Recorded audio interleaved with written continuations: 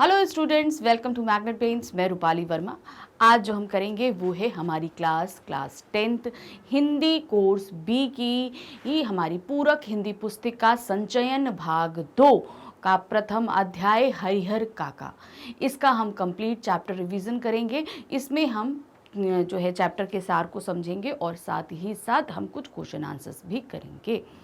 तो ये जो हम करने के लिए जा रहे हैं यानी कि जो क्विक चैप्टर रिवीजन है, तो जाहिर सी बात है कि इसको हम जल्दी जल्दी करेंगे, लेकिन इसका कंप्लीट एक्सप्लेनेशन और एनसीईआरटी सॉल्यूशंस जिन्हें हम पहले भी करा चुके हैं। तो ये जो प्रथम पार्ट हमारा संचयन बुक का है हरिहर काका, ये लिखित है मिथिलेश्वर जी द्वारा। ये एक तरीके से हम बोल सकते हैं संसर्मात्मक जो है वो कथन है। क्यों? क्योंकि जो हमारे लेखक हैं मिथिलेश्वर जी, इनके बचपन से घटित कोई एक कहानी है। जो इनके गांव में कोई एक व्यक्ति वृद्ध व्यक्ति थे, उन्हीं को लेकर उन्होंने ये कहानी लिखी है। बड़े होते होते सारी चीज़ें कैसे घटित हुई, क्या हुआ, ये सभी कुछ उन्होंने उसमें लिखा है। तो यहाँ पर जो है लेखक ने खुद जो है काका के साथ रहते थे, खेलते थे, और कैसे कैसे जैसे जैसे समय बीता उनकी क्या क्या कंडीशन होती गई, उनके साथ क्या क्या घटनाएं घटी, ये सभी कुछ इस पार्ट के अंतर्गत हम देखेंगे। तो चलिए फटाफट इसको पढ़ना शुरू करते हैं। चैप्टर जैसे कि हमने देखा था कि बहुत ही बड़ा था, तो यहाँ पर हम इसको फटाफट समझने की कोशिश करेंगे। तो कहाँ से शुरू होता है? मिथिलेश्वर द्वारा लिखी कहानी हरिहर काका ग्रामीण परिवेश में रहने वाले एक वृद्ध व्यक्ति की कहानी है। यहाँ ग्रामीण परिवेश मतलब गांव में रहने वाले, आसपास गांव में वो एक बूढ़े व्यक्ति की कहानी है जिसे अपना संपूर्ण जीवन सादगी से व्यतीत किया। जीवन के अंतिम पड़ाव पर वह बेबसी और लाचारी का शिकार हो गया। उसके सगे संबंधी सब स्वार्थी होकर अपनी स्वार्थ सिद्धि में लगे हुए थे। यानी कि एक अकेला व्यक्ति था। ऐसा नहीं हम कहेंगे कि उन्होंने शादी नहीं करी, उन्होंने 2 बार शादी करी, लेकिन उनकी कोई भी संतान नहीं हुई, और उनकी जो दोनों ही पत्नियां थीं वो जल्दी ही स्वर्ग को सिधार भी गईं। तो अब आखिरी में वो अकेले बचे। अब उनके पास धन संपत्ति भी बहुत थी, तो इसी को देखकर जो है सगे संबंधी उनके करीब तो आए, लेकिन अपनी स्वार्थ सिद्धि को उन्होंने पूरा करने के लिए क्या क्या कृत्य करचे ये भी है, जिससे वो हरिहर काका और ज़्यादा परेशान होते चले गए। अंत में बेचारे हरिहर काका ने सबका साथ छोड़ दिया और अकेले आ गए थे। तो क्या दिया है लेखक का? हरिहर काका से परिचय बचपन का है। हमने बताया था ना कि बचपन से ही लेखक जो हैं उन वृद्ध व्यक्ति से मिलते रहे थे। हरिहर काका उनके पड़ोस में रहते थे। उन्होंने उसे अपने बचपन की तरह प्यार और दुलार दिया था। तो मतलब बचपन से ही जितना प्यार दुलार लेखक को मिलना चाहिए वो हरिहर काका के थ्रू मिला था उनको। वे उससे अपनी कोई भी बात नहीं छिपाते थे, परंतु पिछले कुछ दिनों की घटी घटनाओं के कारण हरिहर काका ने चुप्पी साध ली थी। वे शांत बैठे रहते थे। लेखक के अनुसार उनके पिछले जीवन को जानना अत्यंत आवश्यक है। लेखक का गांव एक कस्बाई शहर आरा से 40 किलोमीटर की दूरी पर है, हसन बाजार बस स्टैंड के पास। गांव की कुल आबादी 2,500-3 हजार है। वे लेखक के गांव के ही रहने वाले हैं। तो अब यहाँ पर क्या बताया कि बचपन से हरिहर काका जानते थे, लेखक भाई जाते थे अपने गांव में, तो वहाँ पड़ोस में रहते थे। शुरू से ही बहुत प्यार रहा, दुलार रहा, क्योंकि जैसे कि हमने आपको बताया कि हरिहर काका के बच्चे नहीं थे, तो जो है हमारे लेखक से उनका कुछ अलग ही अटैचमेंट था। सारी बातें हरिहर काका जो है वो बांटते थे लेखक से। लेकिन पिछले कुछ दिनों से वो एकदम चुप हो गए, एकदम चुप्पी साध ली, किसी से कुछ नहीं बताते। तो इसका कारण है कि पिछले कुछ दिनों से घटी उनके जीवन में जो घटनाएं थी उसकी वजह से वो बहुत आहत थे और अब चुप हो चुके थे। तो लेखक ने सबसे पहले बताया कि उनका गांव कहाँ है। तो उनका गांव कहाँ से बताया उन्होंने? कस्बाई शहर आरा से 40 किलोमीटर दूर उनका गांव है। गांव की आबादी कुल 3-4 हजार जो है लोगों की है, और ये जो है ये लेखक के गांव में जो काका हैं वो लेखक के गांव में ही रहते थे। गांव में 3 स्थान प्रमुख थे। कितने? 3 स्थान प्रमुख थे। एक तालाब, दूसरा पुराना बरगद का वृक्ष, और तीसरा ठाकुर जी का विशाल मंदिर, जिसे लोग ठाकुर बाड़ी ये भी कहते थे। तो ये 3 चीजें अपने दिमाग में आप बैठा लीजिएगा, ये बहुत ही प्रमुख थी। कहाँ पर? उस गांव में। क्या? एक बरगद का पेड़, एक तालाब और ठाकुर बाड़ी। यह मंदिर गांव वालों के लिए बहुत महत्वपूर्ण है। ठाकुर बाड़ू की स्थापना कब हुई इसका किसी को विशेष ज्ञान नहीं था। इस संबंध में प्रचलित है कि जब गांव बसा था तो उस समय एक संत इस स्थान पर झोपड़ी बनाकर रहने लगे थे। उस संत ने इस स्थान पर ठाकुर जी की पूजा आरंभ कर दी। लोगों ने धर्म और सेवा भावना से प्रेरित होकर चंदा इकट्ठा करके ठाकुर जी का मंदिर बनवा दिया। उनका मानना है कि यहाँ मांगी गई हर मन्नत जरूर पूरी होती है। ठाकुर बाड़ी के पास काफी जमीन है। पहले हरिहर काका नियमित रूप से ठाकुर बाड़ी जाते थे, परंतु परिस्थितिवश अब उन्होंने यहाँ आना बंद कर दिया है। तो अब क्या हुआ, तो इन्होंने ठाकुर बाड़ी जो बहुत अहम है, ये पूरी कहानी में बहुत अहम स्थान रखता है। तो पहले हम ठाकुर बाड़ी के बारे में समझेंगे कि ये कब बसा, किसी को कोई नहीं जानता, लेकिन उसमें लोगों का मानना ये था कि बहुत जब ये गांव बसा था तो तभी एक संत आकर रहे थे और उन्होंने यहाँ पर ठाकुर जी की स्थापना करी थी।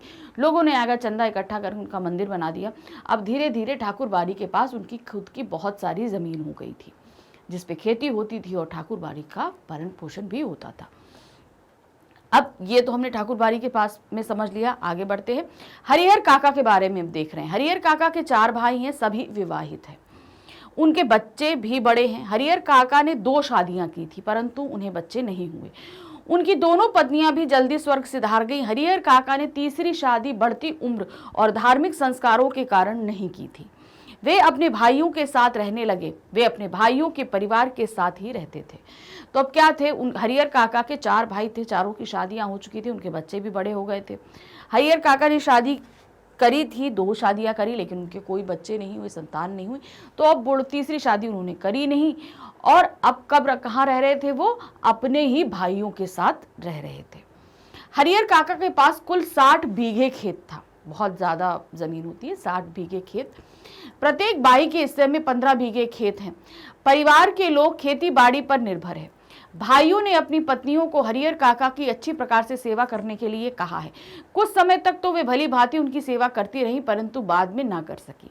अब क्या, सबसे ज्यादा जमीन किसके पास थी, हरिहर काका के पास थी, वो थी 60 बीघा और हर भाई के पास 15-15 बीघे जमीन थी।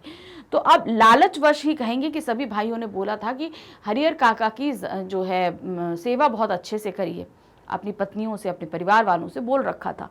कुछ समय तो ये सब चीजें सुचारू रूप से चली, लेकिन कुछ दिन के बाद ये सब ही चीजें बंद पड़ गई। एक समय ऐसा आया जब घर में कोई उन्हें पानी देने वाला भी नहीं था। बचा हुआ भोजन उनकी थाली में जाने लगा। उस दिन उनकी सहन शक्ति समाप्त हो गई जब हरिहर काका के भतीजे का मित्र शहर से आया। अब क्या था, अब देखिए, अब उनको खाने पानी को भी लोग नहीं पूछ रहे थे। अब घर में एक क्या कहते हैं गैदरिंग हुई, तो किस तरीके से उनके साथ व्यवहार किया गया। शहर से गांव आया, उसके लिए तरह तरह के स्वादिष्ट व्यंजन बनाए गए। काका ने सोचा कि उन्हें भी स्वादिष्ट व्यंजन खाने को मिलेंगे, परंतु ऐसा नहीं हुआ। उनको वही रूखा सूखा भोजन परोसा गया। हरिहर काका आग बबूला हो गए। उन्होंने थाली उठाकर आंगन में फेंक दी और बहुओं को खरी खोटी सुनाने लगे। ठाकुर बाड़ी के पुजारी उस समय मंदिर के कार्य के लिए दालान में उपस्थित थे। उन्होंने मंदिर पहुंचकर इस घटना की सूचना महंत जी को दी। तो अब क्या था भाई, ये लगा कि घर में भाई इतना पकवान बन रहा है तो जाहिर सी बात है कि सभी को वो पकवान खाने को ही मिलेंगे, लेकिन ये नहीं हुआ। हरिहर काका को उस दिन भी अच्छा खाना नहीं दिया गया, रूखा सूखा खाना दिया गया। जब उन्होंने देखा तो उन्होंने थाली फेंक दी। जब वो खूब बोलने लगे सबके लिए, तो अब क्या हुआ, जब ये सारी घटना घटित हो रही थी उस समय, तो ठाकुर बाड़ी के कुछ पंडित जी जो है वहाँ मौजूद थे। जब उन्होंने सारी चीज़ें देखी सुनी तो जाकर कहा, महंत को बताई। मंदिर के जो महंत बड़े पुजारी जो होते हैं उनको जाकर उन्होंने ये सारी चीज़ें बताई। महंत ने इसे शुभ संकेत समझा और सारे लोग हरिहर काका के घर की तरफ निकल पड़े, महंत काका को समझाकर ठाकुर बाड़ी ले आने के लिए। अब महंत भी लालची था। अब यहाँ पर देखिए उसका क्या वो था।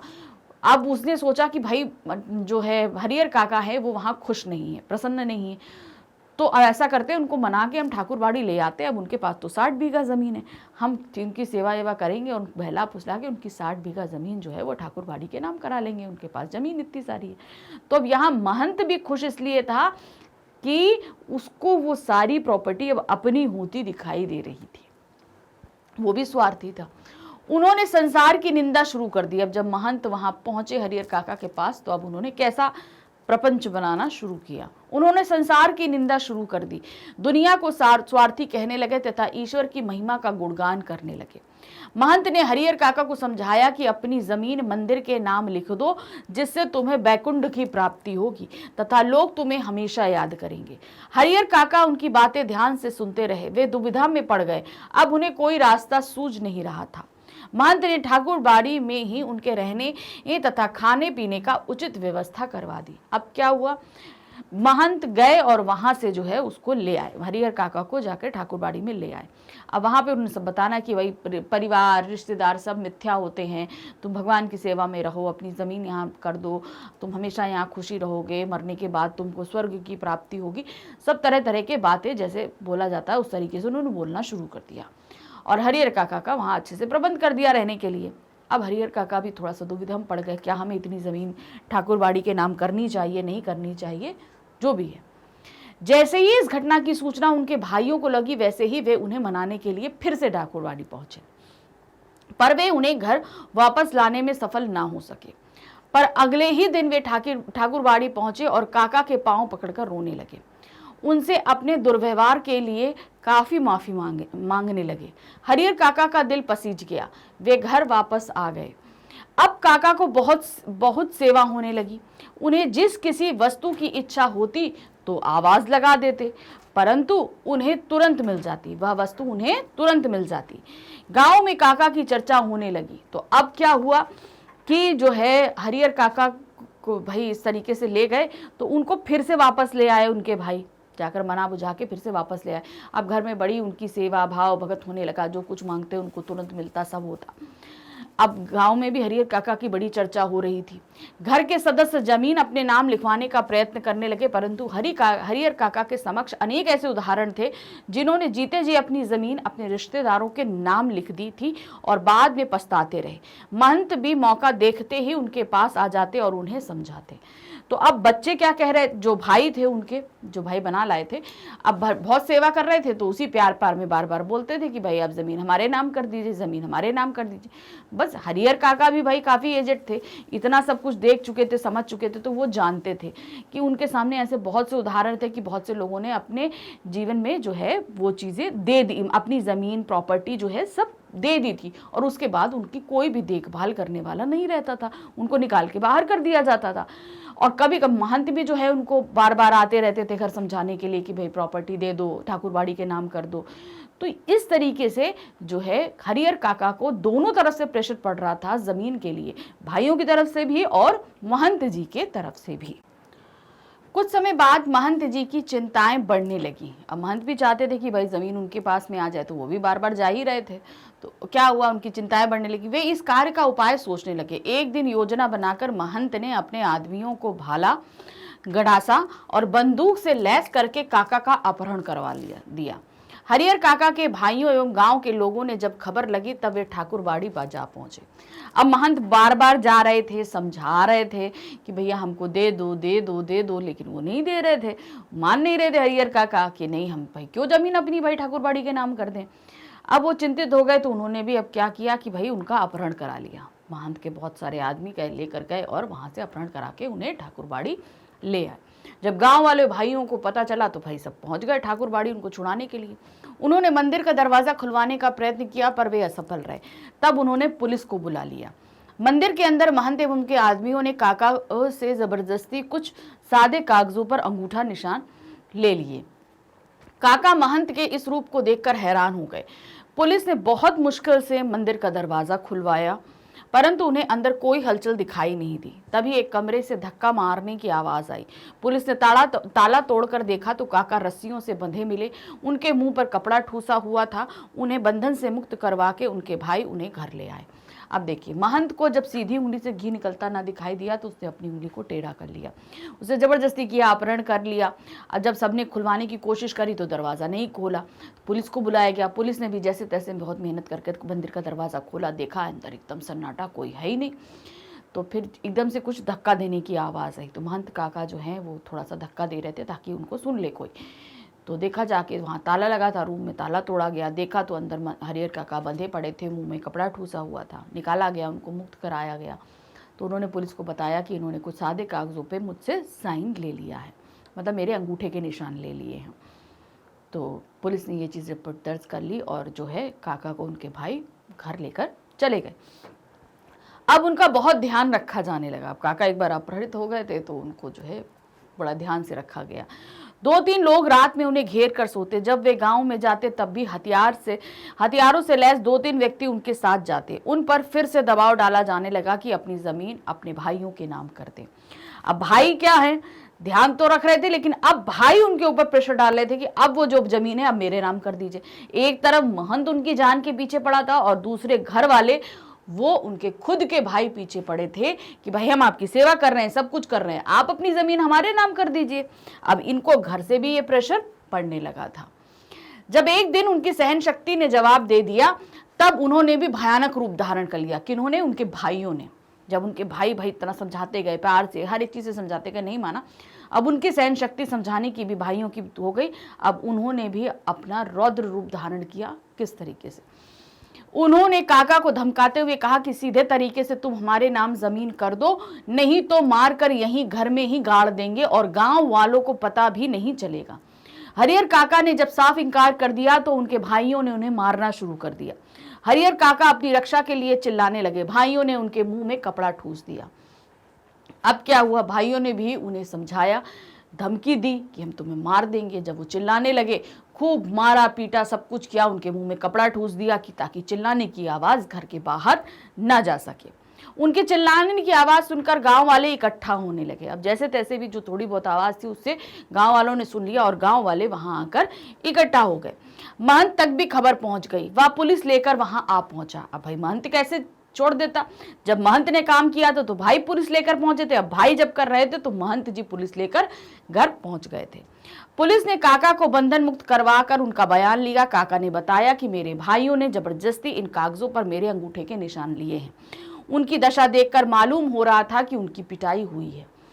अब पुलिस जो महंत जी के द्वारा वहां पहुंची थी, उसने जो है हरिहर काका को मुक्त कराया, उनको आज़ाद कराया। कराने के बाद उनसे भाई पूछा कि क्या हुआ, तो उन्होंने बताया कि भाई ऐसा ऐसा हुआ, मेरे भाइयों ने मेरी पिटाई करी है और साथ ही कुछ कागजों पर मेरे अंगूठे के निशान भी लिए हैं। ये सारे बयान हरिहर काका ने पुलिस को दी और पुलिस तो देख ही रही थी। हरिहर काका को देख के पता चल रहा था कि उनके साथ हाथापाई या उनकी पिटाई की गई है। अब हरिहर काका ने पुलिस से सुरक्षा मान ली। अब हरिहर काका ने देख लिया कि भाई ठाकुर बाड़ी से भी हमें कोई मतलब नहीं, हमारे भाइयों से भी मतलब नहीं। अब उन्होंने सोच लिया कि अब जो करना है वो मैं करूंगा, किसी से कोई मतलब थी। अब उन्होंने पुलिस से प्रोटेक्शन मांगा कि अब मुझे प्रोटेक्शन आप दीजिए। अब वे घर से अलग रह रहे हैं। उन्होंने अपनी सेवा के लिए एक नौकर रख लिया है। 2-4 पुलिसकर्मी उन्हें सुरक्षा दे रहे हैं और उनके पैसों पर मौज कर रहे हैं। अब देखिए, अपनों ने साथ नहीं दिया, बड़ों ने साथ नहीं दिया, तो मजा कौन करेगा? तीसरा ही करेगा। अब उन्होंने एक नौकर रखा है, 3-4 पुलिस वाले हैं, आराम से खा रहे हैं, ऐश कर रहे हैं हरिहर काका के पैसों पर। अब यही चीज अगर भाइयों ने करी होती तो शायद वो ऐश कर रहे होते, लेकिन उनके समझ में ये चीज नहीं थी। उन्होंने क्या किया? उन्होंने हरिहर काका को इतना ज्यादा परेशान कर दिया कि उन्होंने उनका घर भी छोड़ दिया। अब कोई पराया व्यक्ति ही हरिहर काका के पैसों पर मौज कर रहा था। एक नेताजी ने उनके समक्ष प्रस्ताव रखा कि वे जमीन पर उच्च विद्यालय खोल दें, पर काका ने इनकार कर दिया। अब सभी भाई इतनी जमीन देखकर किसी को भी लालच आएगा, तो वो नेताजी भी चले आए कि भाई आप एक विद्यालय खोल दीजिए अपनी जमीन पे। हरिहर काका समझ चुके थे कि मेरी जमीन ही मेरे लिए सबसे बड़ा हथियार है। उन्होंने वो भी मना कर दिया कि मैं उस पर किसी भी तरह का कोई विद्यालय नहीं खोलूंगा। गांव में अफवाहों का बाजार गर्म हो रहा है।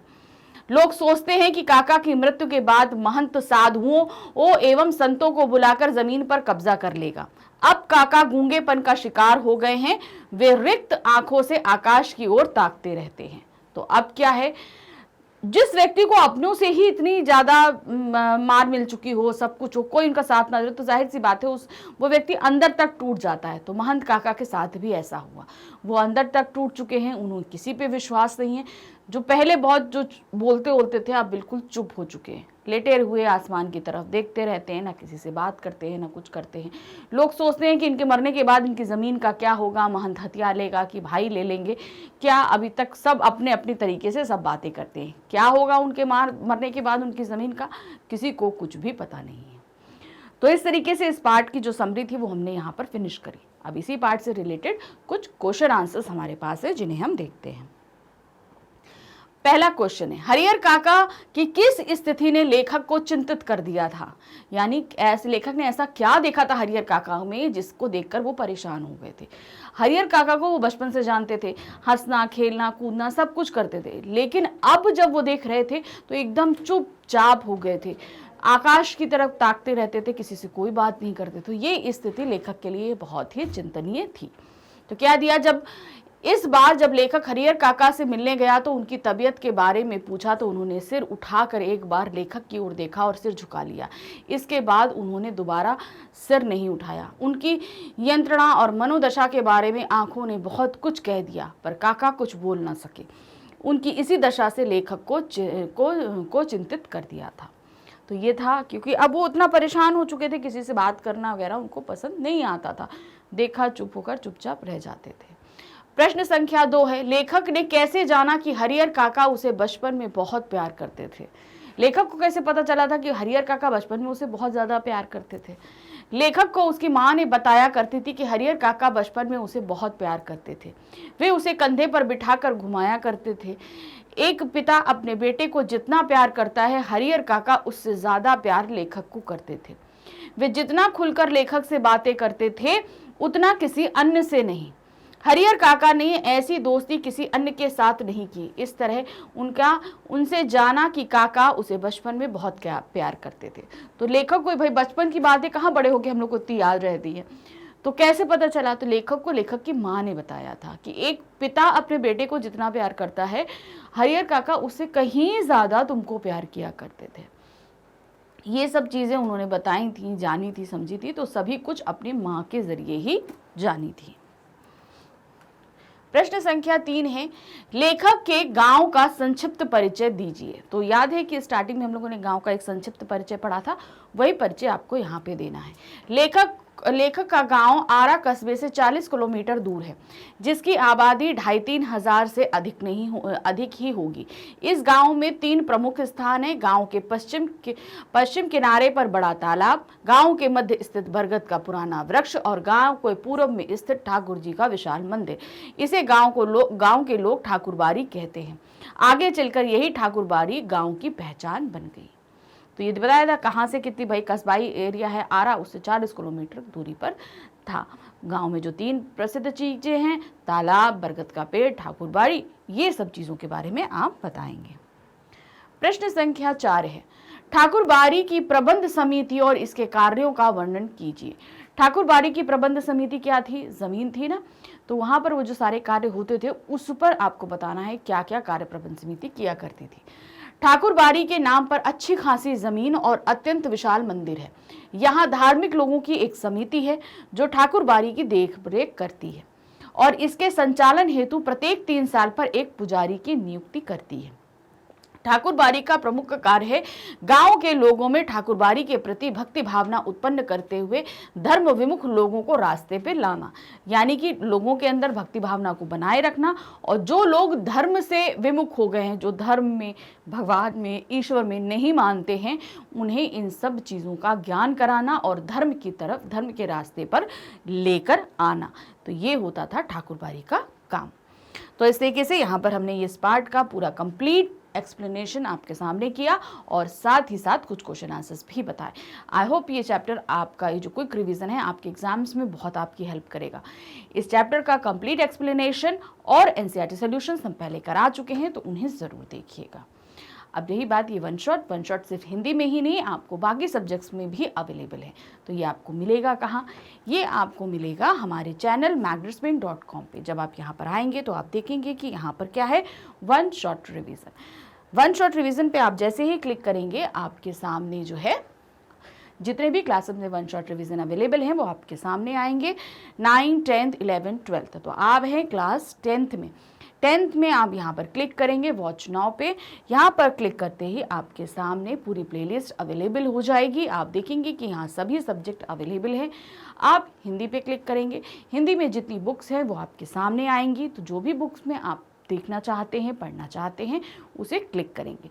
क्लिक करते ही आपका वीडियो स्टार्ट हो जाएगा। वीडियो देखिए, अपने एग्ज़ाम का रिवीजन बहुत ही अच्छे से करिए, लेकिन साथ ही हमारे चैनल को लाइक, सब्सक्राइब और शेयर करना बिल्कुल नहीं भूलिएगा, क्योंकि यही चीज़ जो होती है वो हमें बताती है कि आप सब हमें कितना प्यार करते हैं। तो इसको करना बिल्कुल नहीं भूलिएगा। Thank you for watching, bye bye.